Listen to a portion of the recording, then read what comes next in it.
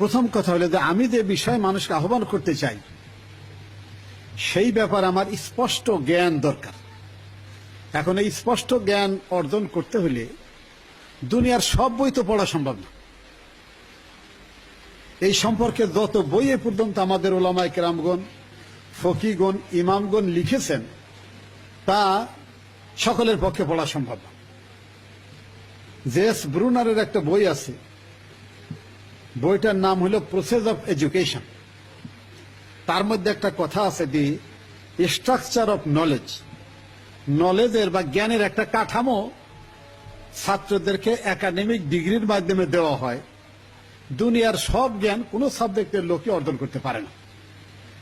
তা কাঠামোটা এমন হওয়া উচিত যাতে এই লার্নিংটা বা শিক্ষাটা ট্রান্সফার করে আর এক জায়গায় নিতে পারে। এখন আমি ফিজিক্সের ছাত্র, আমি ছাত্র শিবিরের কর্মী বা সদস্য যদি হই, তাহলে সবসময় ফিজিক্সের থিওরি দিয়ে মানুষকে বোঝানোর চেষ্টা করা এইটার কোনো অর্থ হয় না। তাহলে আমার চেষ্টা করতে হবে বাংলার ছাত্রের কাছে যখন আমি কথা বলবো তখন সেখানে বাংলা ভাষায় সুপণ্ডিত যারা, তারা যে অত্যন্ত রুচিশীল সাহিত্য রচনা করেছেন, শব্দ চয়ন করেছেন, কেউ কেউ শব্দ তৈরি করেছেন যে শব্দগুলি হৃদয়গ্রাহী, এই শব্দগুলি কোন কোন জায়গায় ব্যবহার করা যায় এই ধরনের দক্ষতা অর্জন করা উচিত।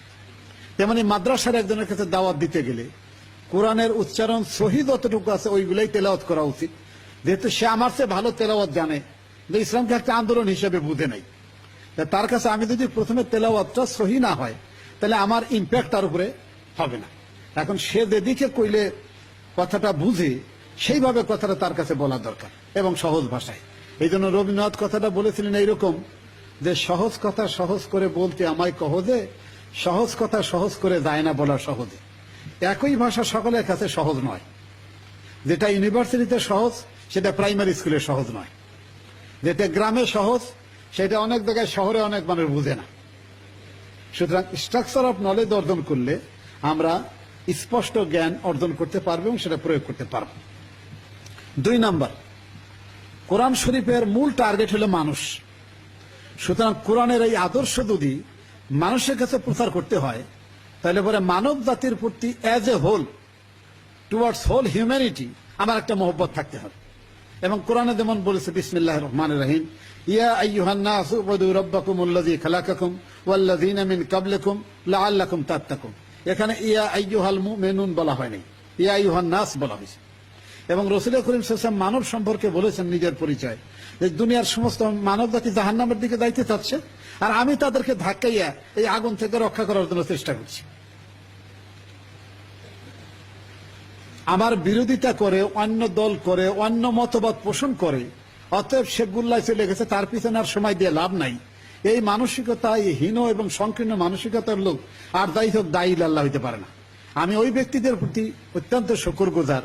আমি যখন ছাত্র ইউনিয়ন করি, আমাকে দ্বারা আমার মতো ঘাড় তেড়া মানুষের জ্বালা যন্ত্রণা সহ্য করে দিনের পর দিন আমাকে ইসলামী আন্দোলনের শেষ পর্যন্ত আইনা ছেড়েছে। তাই অতএব যদি তারা ওই দিন আমার উপরে ছেড়ে দিতেন ভরসা, তাহলে তো আমি জাহান্নামের ওই রাস্তায় থাকতাম। এখন কমপক্ষে রাস্তা তো পেয়েছি, নিজে যদি আল্লাহকে খুশি করে দুনিয়া থেকে বিদায় নিতে পারি তাহলে আমার কপাল ভালো, আর যদি না পারি সেটা আমার কপাল মন্দ। কিন্তু যারা আমাকে এনেছেন তারা সব ঠিকই পেয়েছেন, তাদের কোনো অসুবিধা নেই। এরপরে এরই একটা গুণের মধ্যে আছে যে ইচ্ছা থাকবে সকল মানুষকেই আমি যেন দাওয়াত দিয়ে আমার আদর্শের দিকে আনতে পারি।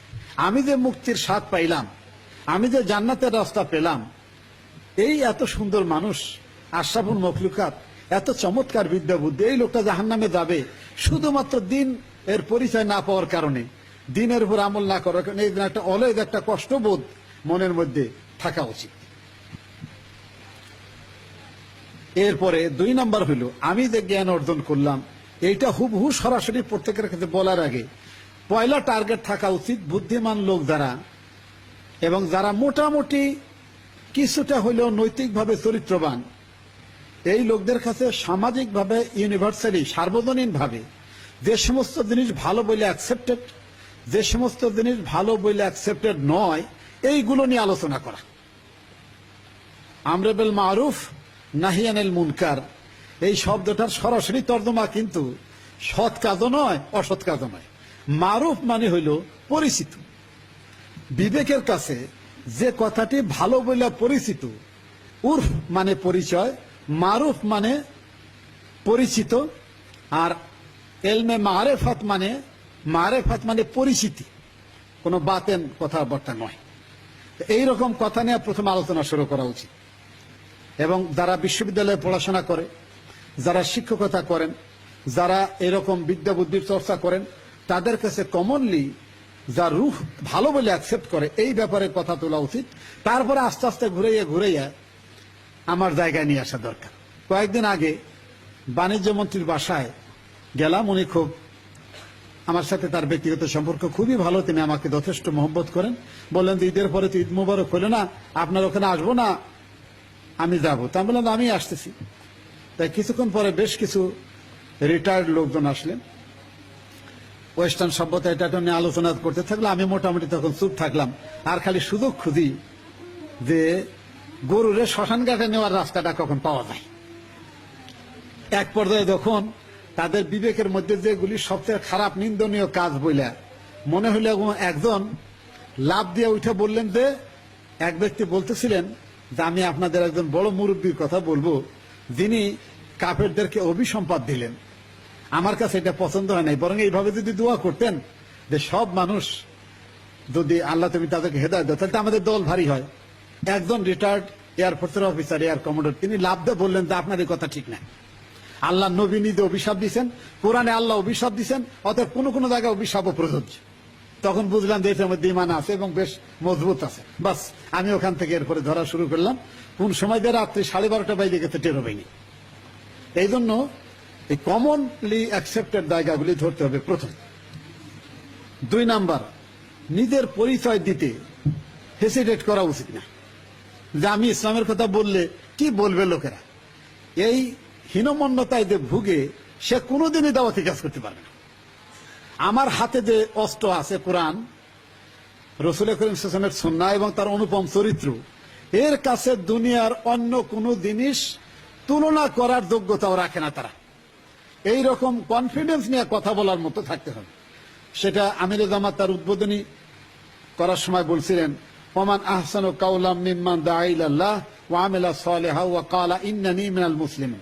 এই যে মুসলমান বলে ঘোষণা দিতে যদি নিজের এই কথাটা কইতেই এমন কইতে হয় যে সে মুসলমান নিজেকে প্রকাশ করলো নাকি বোঝা যায় না, এতটা ইনফিরিটি কমপ্লেক্স থাকা উচিত নয় একদম।